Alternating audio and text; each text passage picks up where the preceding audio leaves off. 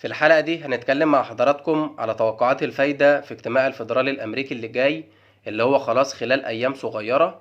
وهنتكلم على تأثير الاجتماع على أسعار الذهب عالميا خلال الفترة الجاية. بعد الاجتماع أسعار الذهب عالميا على فين، ارتفاع ولا انخفاض؟ وهل أسعار الذهب عالميا بعد الاجتماع هتأثر على أسعار الذهب عندنا محليا؟ ولو أثرت التأثير ده هيبقى شكله إيه؟ هنتكلم عن كل ده في حلقتنا، فتابعونا لآخر معرفة جميع التفاصيل.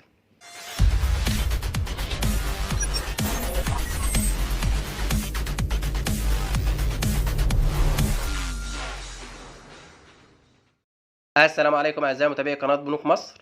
طبعا يا جماعه من المفترض ان في الشهر ده في اجتماع للفدرالي الامريكي، ودايما اما بيبقى في اجتماع للفدرالي الامريكي بيبقى بعده على طول اجتماع للمركزي المصري.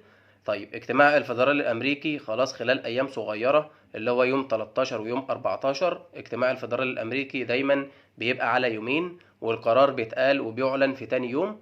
اجتماع البنك المركزي عندنا بيبقى في يوم واحد والقرار بيتقال في نفس اليوم. عندنا المركزي هيجتمع يوم 22/6.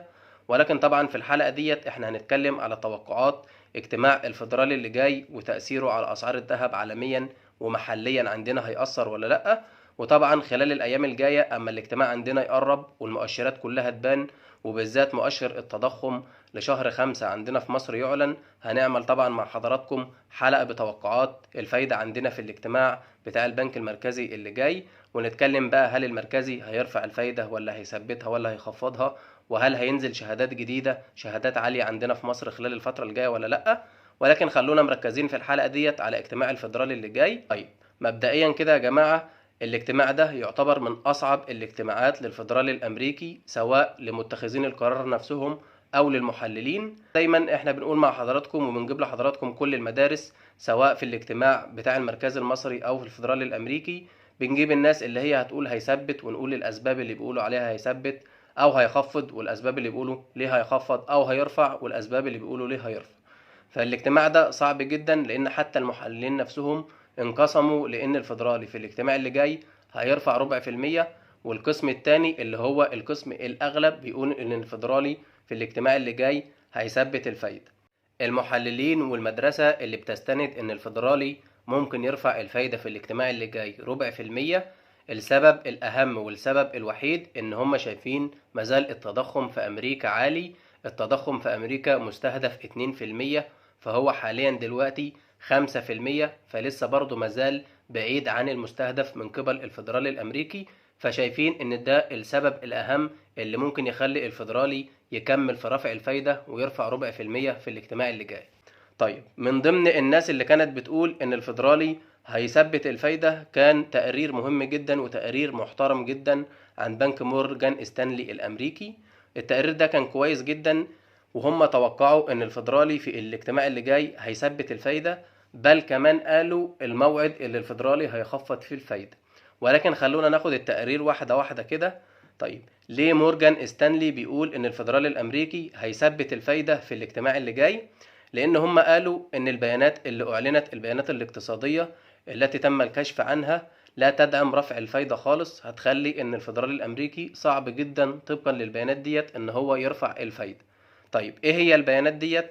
اول حاجة ان تقرير الوظائف اللي اعلن اظهر ان عدد الوظائف الشاغرة، عدد الوظائف المتاحة في شهر مايو جت باكبر بكتير من توقعات المحللين.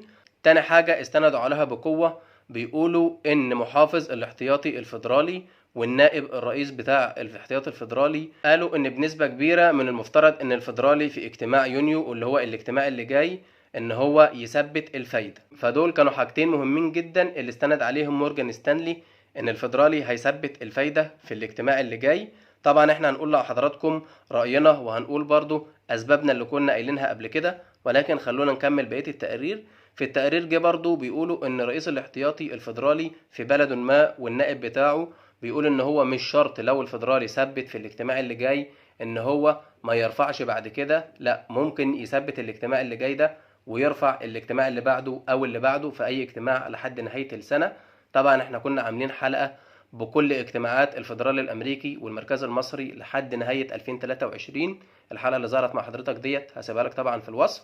فطبعا كانوا بيقولوا ان هو ممكن يرفع بعد كده، ولكن بنك مورجان ستانلي والمحللين بتوعه بيقولوا ان هم ما زالوا برضو مش شايفين كده. لو الفيدرالي في الاجتماع اللي جاي ده ثبت الفايدة طبقا للتقارير بتاع مورجان ستانلي، بيقول ان هو هيفضل مثبت الفايدة لمدة طويلة جدا لحد نهاية 2023. وكشفوا ان هو الموعد اللي هيخفض فيه الفيدرالي الامريكي الفايدة هيبقى في الربع الاول من 2024. فهم بيقولوا ان الفيدرالي في الاجتماع اللي جاي بنسبة كبيرة هيثبت الفايدة، وهيفضل مستمر في تثبيت الفايدة لحد نهاية 2023. وفي اول 2024 في الربع الاول من 2024 هيبتدي يخفض الفايدة تدريجيا. ده كده تقارير من ضمن التقارير اللي كانت بتقول ان الفيدرالي هيثبت الفايدة. طيب احنا توقعاتنا الشخصية ايه كبنوك مصر؟ طيب احنا يا جماعة الاجتماع اللي فات اما عملنا حلقة التوقعات قبل الاجتماع قلنا بنسبة كبيرة ان الفيدرالي في الاجتماع اللي فات ده قلنا ان هو هيرفع 0.25%، وبعد كده هيثبت الفايدة في الاجتماع اللي بعده. وده اللي حصل فعلا، الفيدرالي في الاجتماع اللي فات رفع 0.5%. فاحنا ما زلنا عند توقعاتنا ان الفيدرالي في الاجتماع اللي جاي بنسبة كبيرة هيثبت الفايدة. انا اكدت بنسبة كبيرة هيثبت الفايدة لاني برضو في توقعات شديدة ان الفيدرالي ممكن يرفع 0.5% في الاجتماع اللي جاي ده. وكان من ضمن الاسباب ومن اهم الاسباب اللي قلنا ان الفيدرالي في اجتماع 6 ممكن يثبت الفايدة بنسبة كبيرة، وهي البنوك اللي كانت عمالة تفلس خلال الفترة الأخيرة بسبب الرفع الشديد للفايدة من قبل الفيدرالي الأمريكي.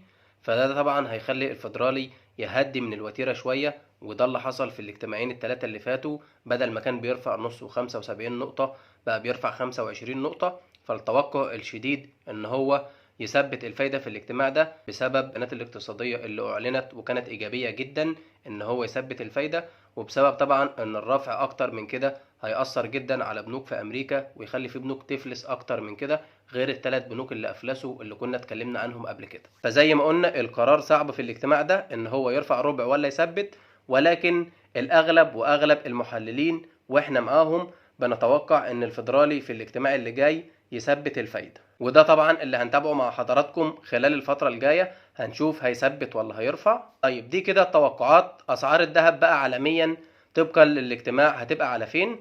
طيب لو الفيدرالي يا جماعة في الاجتماع اللي جاي رفع 0.5%، ده هيخلي الذهب ينخفض، لان الذهب عكس الدولار وعكس الفايدة. لو الفيدرالي رفع 0.5% هيزود من قوة الدولار قصاد الذهب، وبالتالي هيخلي اسعار الذهب عالميا تنخفض شوية بعد الاجتماع بعد القرار طبعا. ولكن لو حصل العكس زي ما اغلب المحللين بيتوقعوا والفيدرالي يثبت الفايده، فده هيخلي اسعار الذهب تزيد عالميا بعد الاجتماع، لان لو ثبت الفايده قوه الدولار هتقل شويه وبالتالي الذهب هيرتفع طبعا. ولكن اسعار الذهب خلال الفتره الاخيره ولحد الاجتماع، ومتوقع كمان ان هي بعد الاجتماع تبقى في حاله من التذبذب. اسعار الذهب عالميا خلال الفتره الاخيره في حاله شديده جدا من التذبذب، حتى اسعار الذهب محليا عندنا في حالة من التذبذب، ولكن التذبذب في السعر العالمي أكتر بكتير من عندنا. هل هيبقى في تأثير بالسعر العالمي لو ارتفع أو انخفض على السعر عندنا محليا؟ طيب أنا قلت قبل كده يا جماعة في أكتر من حلقة إن أنا ما بحبش أربط السعر العالمي بالسعر المحلي، أو فكرة ما بحبش أخلي حضراتكم تعتمدوا جدا على السعر العالمي إن هو هيأثر عندنا، لأن ده في أغلب المرات ما بيحصلش. بنلاقي السعر العالمي فيه تغيرات وعندنا ما بتحصلش، بنلاقي ساعات يمشي مع السعر العالمي واوقات كتير لا. فده دايما مش مرتبط بالسعر العالمي، احنا ما زلنا بعيد عن السعر العالمي، وده اكبر دليل ان بيخلي السعر عندنا حاليا دلوقتي ما يتحركش واحده بواحده وستيب باي ستيب مع السعر العالمي، لان احنا بعيد عن السعر العالمي واعلى من السعر العالمي بتقريبا 600 جنيه. ولكن علميا بيقول ان لو السعر العالمي اتحرك بالارتفاع عندنا بيرتفع، لو اتحرك بالانخفاض عندنا بينخفض. فخلونا ماشيين علميا ومع اغلب التوقعات ان هو لو الفيدرالي في الاجتماع اللي جاي ثبت الفايدة، فقلنا ده هيأثر على السعر العالمي بالارتفاع، ممكن بنسبة كبيرة يأثر عندنا برضو بالارتفاع. وده احنا قلناه في الحلقة اللي وصينا فيها ان انت ممكن تشتري بجزء من فلوسك دلوقتي بالاسعار الحالية في مصر. الحلقة برضو اللي ظهرت مع حضرتك ديت هسيبها لك في الوصف. فزي ما قلنا ان هو لو الفيدرالي ثبت الفايدة في الاجتماع اللي جاي وزادت عالميا ممكن تزيد عندنا، لان احنا برضو شايفين ان التجار ما بتصدق السعر عالميا يزيد فعشان ترفع الذهب على طول عندنا في مصر. وعندنا برضو هيعتمد على المتغيرات عندنا اللي بتحصل، ان هو التعويم والمصريين المقيمين بالخارج والكلام ده كله. ففكرة ان احنا نربطها بس بالسعر العالمي هتبقى صعبة جدا، ولكن خلونا ماشيين ان ده عامل من ضمن العوامل اللي ممكن يأثر على اسعار الذهب عندنا خلال الفترة الجاية. بس وبكده نكون وصلنا لنهاية الحلقة. اتمنى يكون الحلقة نالت اعجاب حضراتكم واستفدتم منها ولو استفادة بسيطة. ما تنسوش طبعا تنزلوا تشتركوا في القناة، وما تنسوش اللايك على الحلقة، ونشوفكم ان شاء الله في حلقة جديدة. شكرا.